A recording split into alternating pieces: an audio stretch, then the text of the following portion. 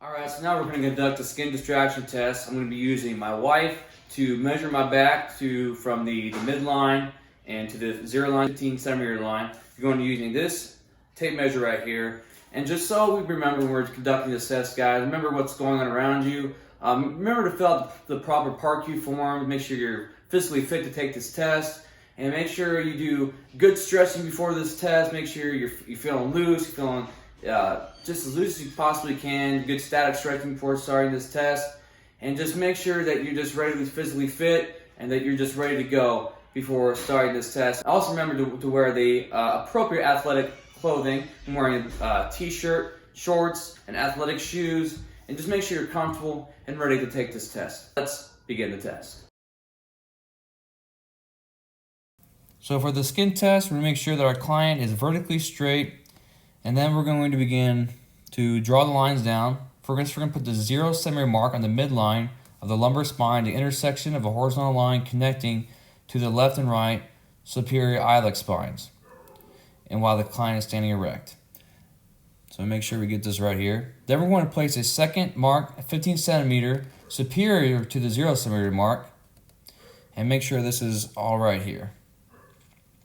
So now the client will, as we finish, we get the lines down. So gonna make sure that's right.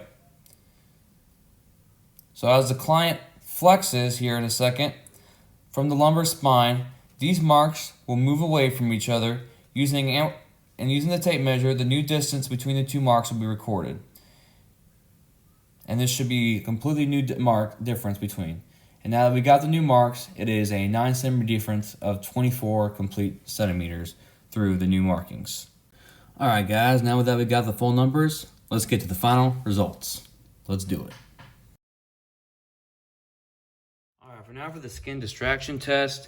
So for this test, we did a full conducted for this test for the overview. So we had a 15 centimeter to 24 centimeter, which was a positive of 9 centimeter difference, which I think overall is pretty good. So for this test says that there is no chart values for the age groups over the age of 18, but other tests have shown online that usually over 5 centimeters is in the good category for this. So I think this overall went pretty good.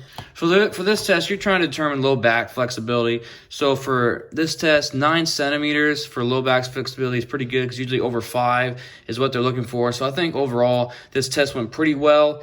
And I think my flexibility is okay, I guess, for my lower back.